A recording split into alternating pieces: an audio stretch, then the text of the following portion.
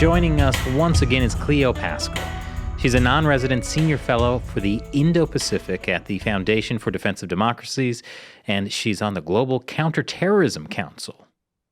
Cleo, it's great to have you back on again. It's great to be there, and I'm going to ask the question all viewers have been wanting to know for a very long time now, which is that a real brick wall? Oh. Does it look like a real wall? It's a real wall. Yeah, Matt is 100% correct. It is a real wall, just like you asked. So, moving on to the very important interview, getting off topics. Is it as historically accurate as the Great Wall of China, then? Is it the Great Wall of China Unscripted? I would argue it's more historically accurate than the part of the Great Wall of China that you go visit as a tourist. Certainly the part that I went to where you get there and then you come down and they try to sell you like T-shirts with Mao Zedong on them, the way that Mao would have wanted. Wait, hold on. Are you saying that wall isn't real? It was barely real. It was so restored. Was it Beidaihe? I forget exactly which part I went to. But Badaling. Beidaihe is like the Communist Party resort. The beach resort, yeah. If you were there, I'd be jealous. No, you wouldn't. I'd be in a black jail. But that part of that wall, the Great Wall that I visited, was so restored, like in the past 20 years, and this was 2002 when I went there. But it was so well restored that it could not have possibly resembled at all what had been there before. But you said it was not a real wall. Is it, functioning as a wall? It was functioning as a wall. Then therefore it is a real wall. It obviously didn't keep the Manchus out. Did they have a bunch of How many Manchus did you see that day, Matt? No, I didn't see any because they're all gone. How about that? Looks like the wall's working. Well, and that answers your question, Cleo, about our wall, which, as you can see, is brick-shaped. I won't ask about the plants then either. Yep, they're definitely there. Yeah. All right. The only thing that's real is the actual helmet that Chris wore in Hong Kong in 2014 during the Umbrella Movement. That's a big deal. Yeah. And I would say, and the news, you are real news. And so that's increasingly rare. So, well, thank you. Thank you. Anyways, war for Ukraine. Is that where we're going first? That's 100% where we're going first. So, because that's the thing everyone is talking about. In particular, like the focus is on how the West has responded or should respond to Russia's invasion of Ukraine, or China's response. But what usually gets lost in this is how India is responding, because India really can't be considered the same as like the West. But neither is it a part of the, Russia-China authoritarian alliance. So since, you have your expertise on India, how are they positioning themselves? So I don't think it's very hard to be an expert on India. So all I can do is kind of tell you what I'm hearing from the Indian media. And they are viewing this, especially their strategists and what you hear online, very, very differently than what we're seeing in the West. And I think, this comes on a long line of the last 2 years have created an enormous amount of distrust in Western narratives and reporting and what have been considered reliable global institutions.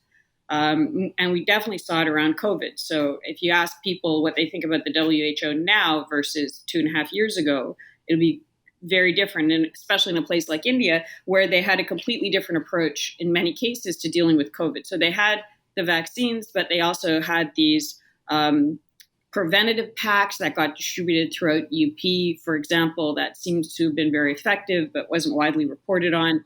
Their scientists had a different assessment of the origin that was not what was being reported in the Lancet, for example. The reporting around the Delta variant initially, which was initially the Indian variant, which seemed to have a political warfare quality to it, was very, very different. So there has started to be an overt breakdown in trust with Indian policymakers and the Indian public with Western narratives. So that comes into this situation because, while the Indian government has been very clear, don't invade other countries, that's bad, we don't approve, this is a humanitarian crisis, all that stuff. What they're saying is also, now let's talk about what's going on in Afghanistan as well, because you've got Taliban going door to door, shooting people who they say were collaborating with the Americans, and that's not getting reported. You have a humanitarian crisis that's enormous. You have people who are being killed and displaced and raped and incarcerated, and there's nothing about that.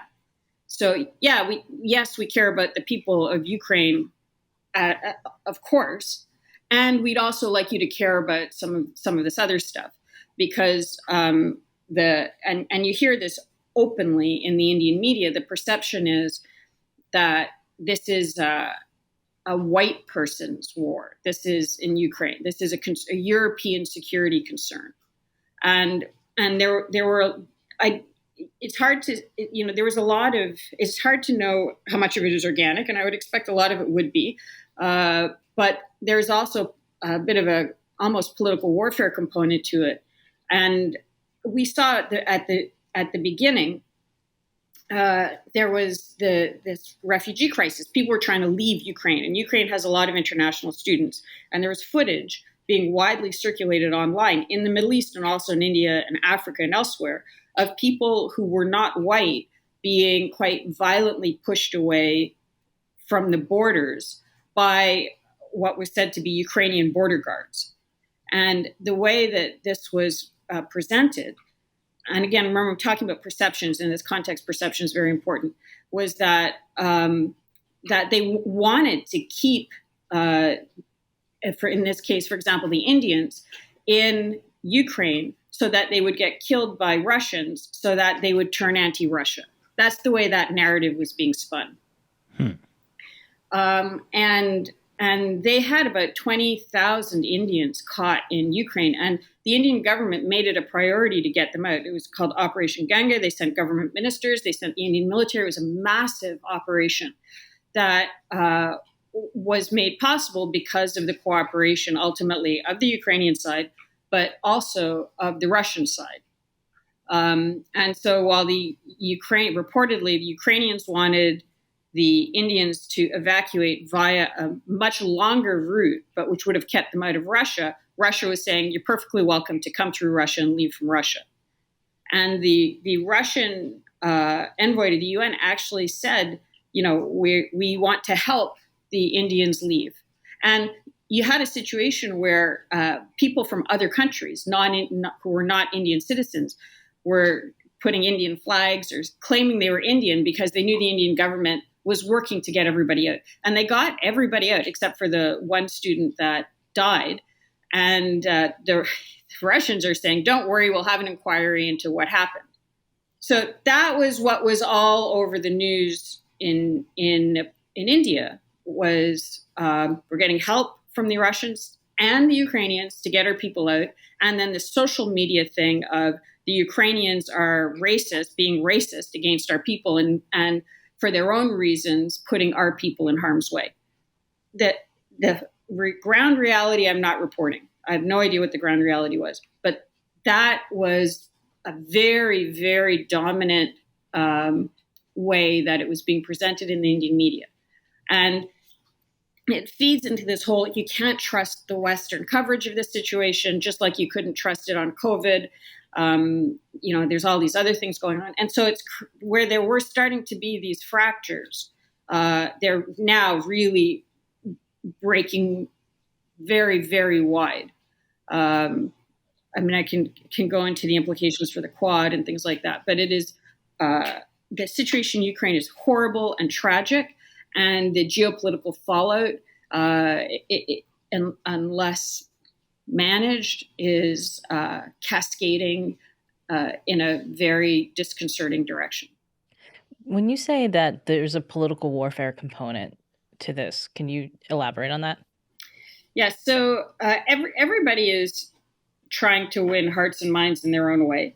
And, Zelensky, for example, he's fighting for the survival of his country and for his people.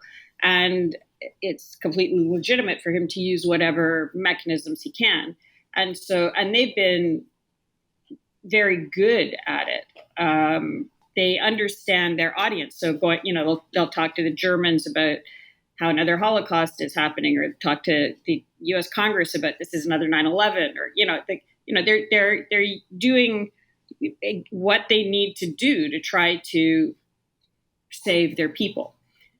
So is everybody else. I mean, from their own positions. In the case of Russia, identifying this issue with the students was a big one, and also the India-Russia relationship is very complicated, and there are highs and lows. But there are a lot of the highs that are being re-emphasized. So, they get a lot of military equipment from Russia, correct? Yeah, right, and at important times. So what's come out now, for example, is that during Galwan, Russia was sending in plane loads of weapons daily. That was the conflict between China and India on the border, just for clarification. That's right, and this is extremely important for India, because India is concerned that China will take a look at what's happening in Ukraine, plus what happened in Afghanistan, plus the lack of international response to Hong Kong, and go, you know what, now's a good time to try to go for Taiwan.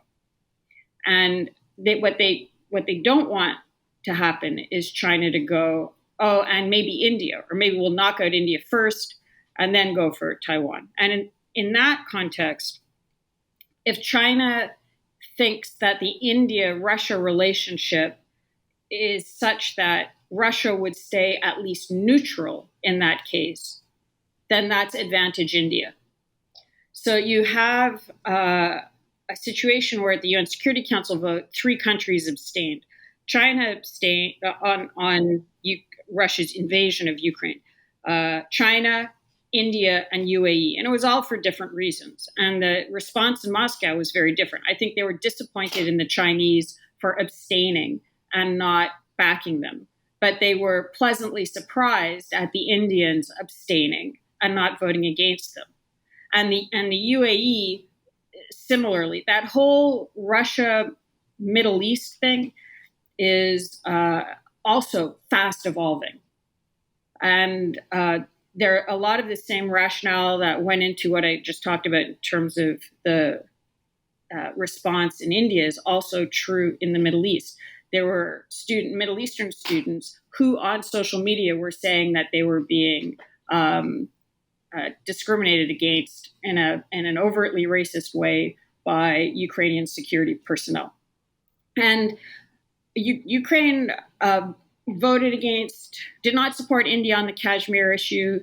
India was one of the first countries to recognize an independent Ukraine, but Ukraine castigated India for the nuclear tests. So all of these things are brought out. I'm sure you can find lots of positive things, but through this, the question was political warfare. Through this mechanism of trying to justify these decision making, people are very selective. So in the case of India, Russia, you go back to the Bangladesh War of Independence, where the Seventh Fleet sailed up into the Bay of Bengal and it was shadowed by the Soviets and that sort of. I mean, I haven't heard more mention of the USS Enterprise outside of a Star Trek convention than I have in the last few weeks on Indian TV. That was sort of the lead carrier ship in the battle group, and it keeps getting brought up. What they don't bring up are things like Indian Prime Minister Lal Bahadur Shastri dying mysteriously in Tashkent, or all the negative sides of the relationship.